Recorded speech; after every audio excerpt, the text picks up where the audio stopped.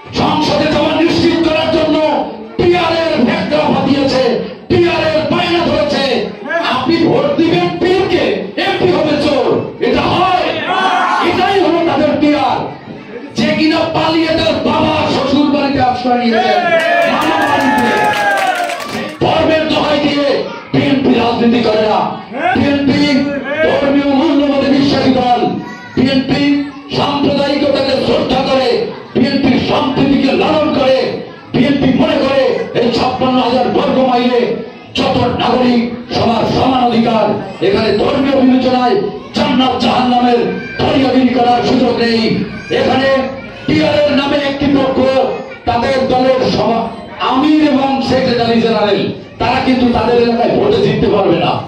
তারা তাদের এলাকায় ভোটে জিততে পারবে না। সিলেটের যে অবস্থা, ডাক্তার মাওলানা শফিকুর রহমান জামানত বাজেয়াপ্ত হয়ে যাবে। সিলেটের সামনে তার ভোট করতে হবে।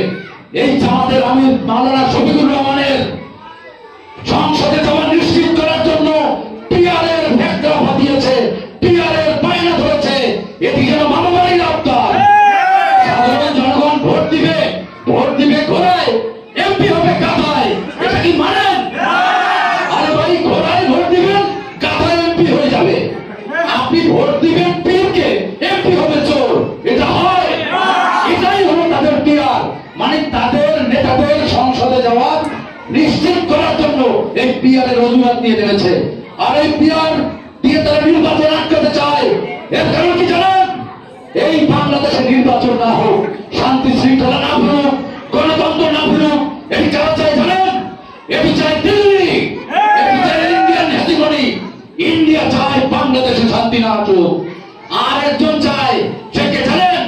যে কিনা পালিয়ে গেছেন, যে কিনা পালিয়ে তার বাবা শ্বশুর বাড়িতে আশ্রয় নিয়েছেন, মামা বাড়িতে। সেই মামা বাড়ি দিল্লি বসে মামা বাড়ির আবদার করছেন। এখানে মামা বাড়ির আবদার।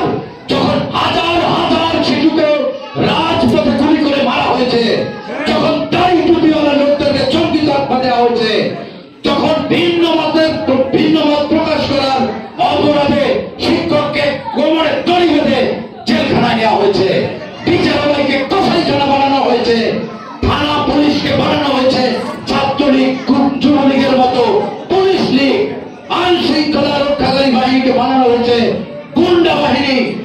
তারা রাতের অন্ধকারে মানুষকে পানি থেকে তুলে নিয়ে খুন করে ফেলত, তাদেরকে বানানো হয়েছিল বোম বাহিনী। সেই শেখ হাসিনা চায় না এখানে নির্বাচন হোক। আর একটি পক্ষের সাথে কণ্ঠ মিলে যায় এখন, ওই দিল্লি এবং হাসিনার সাথে কণ্ঠ মিলে যায়। যারা পিআর চায়, যারা পিআর না হলে ভোট হতে দেবে না, তাদের সাথে দিল্লির দাদাদের এবং মামলারির ভাগ্নির কণ্ঠ মিলে যায় সেই পিআরের পেশাধিকারীদের। এদের ব্যাপারে আপনাদের সতর্ক থাকতে হবে। পিআর টিআর কিছু না, তাদের কয়টা আসন যদি ছেড়ে দেওয়া হয়, তাদের যদি বিজয় নিশ্চিত করা হয়, সুর করে নির্বাচনে চলে যাবে। আরে বাবা, পিআর ছাড়া নির্বাচনে তোমরা যাবো না। 300 আসনে প্রার্থী দিচ্ছ কেন? 300 আসনে প্রার্থী দিয়ে মানুষের কাছে ভোট চাও কেন? এইসব ভণ্ডামি, এইসব বাটপারি, এইসব নেমোখারামি, এবং এটিকে কি বলবেন? মুখে এক অন্তরে একটাকে কি বলে? এই মুনাফিকি আপনারা খুঁজে ফেলেছেন নিশ্চয়ই। সুতরাং মুনাফিকদের থেকে সাবধান থাকবেন।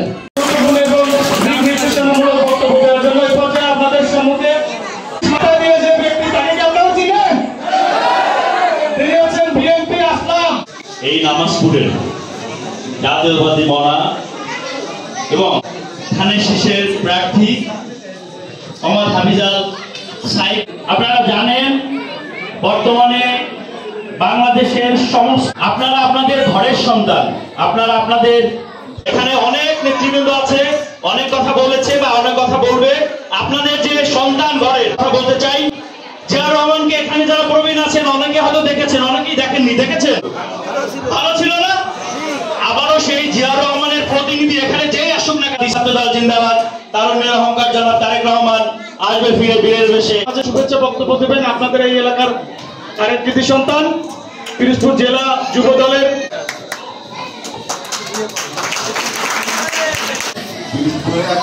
মাননীয় প্রার্থী আপনারা সবাই তার জন্য দোয়া করবেন।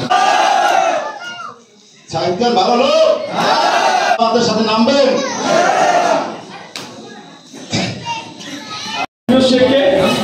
এই পর্যায়ে আমরা আমাদের আর আমরা সবাই কাজ করতে সাহিত্যকে দেখতে হয় বিভিন্ন দাবি দাবি সাহিত্যে আমাদের গান্ধী ভোটিয়া আগে তো একমাত্র এমপিএস দেখতে চাই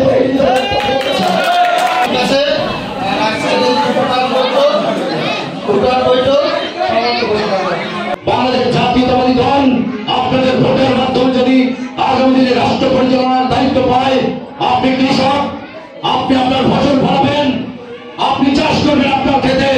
রাষ্ট্রের দায়িত্ব হচ্ছে আপনার ফসলের সুষ্ঠু এবং ন্যায্য মূল্য নিশ্চিত করা।